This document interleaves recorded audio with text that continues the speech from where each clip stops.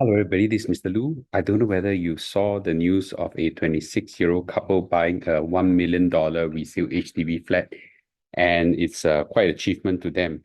And I think there's something we should talk about in this case, right? Shocking to me.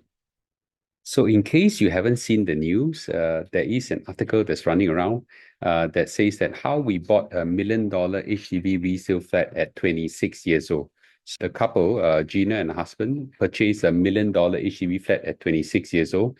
And this is how they achieved this milestone. Emphasis is the word achievement, right? Achieve this milestone. So this is the picture of them. I think it's at HDB, and they bought a four-room flat, $1 million resale HDB somewhere in Kallang area and something like that. And they're pretty proud of this achievement.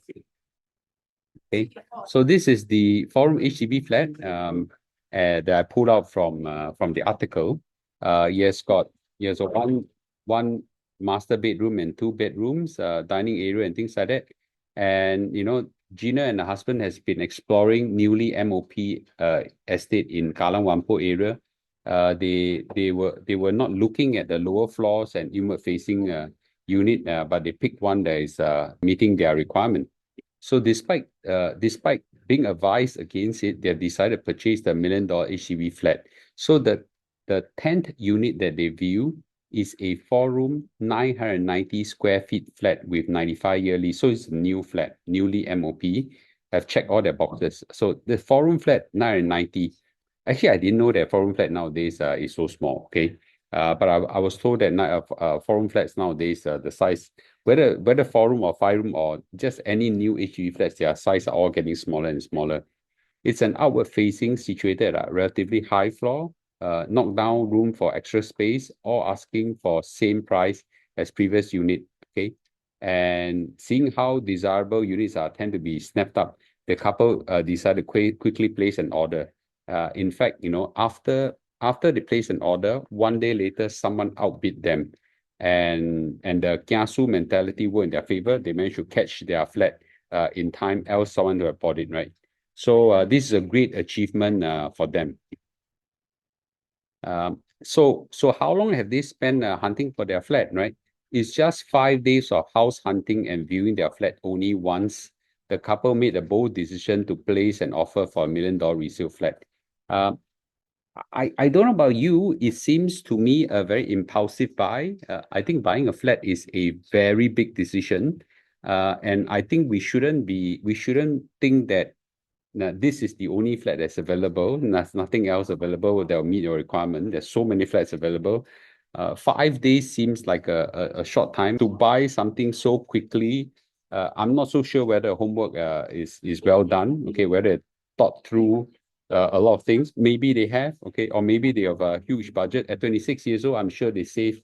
They couldn't be working for so many years, right? So, or they have got some funding elsewhere. But seems to me it's a pretty impulsive buy with just 5 days of house hunting.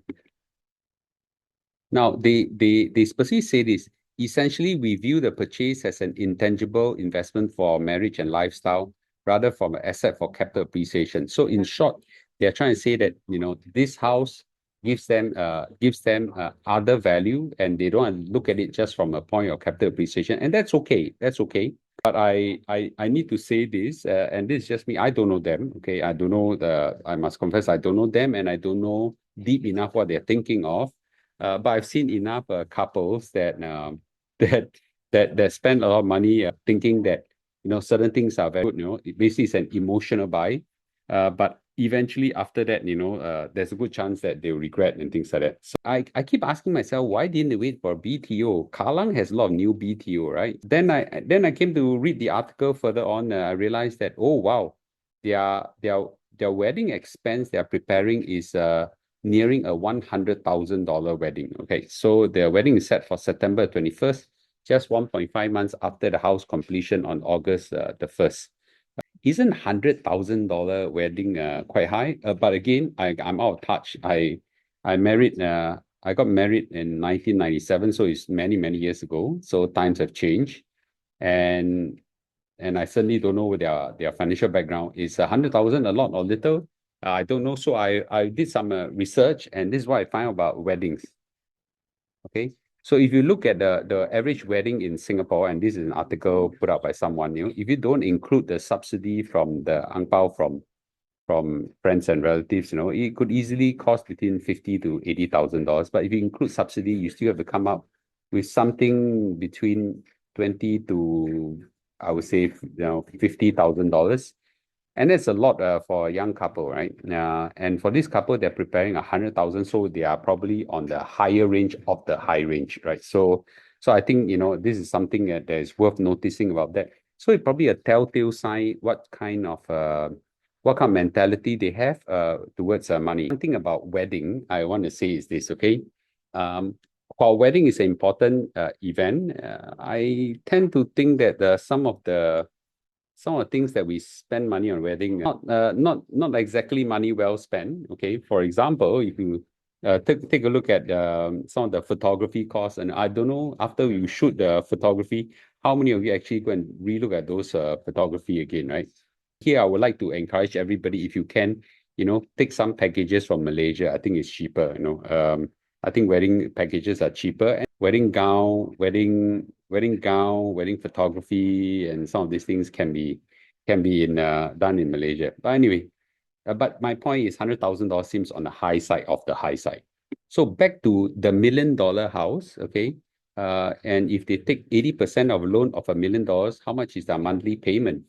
Their monthly payment is about $3,200, right?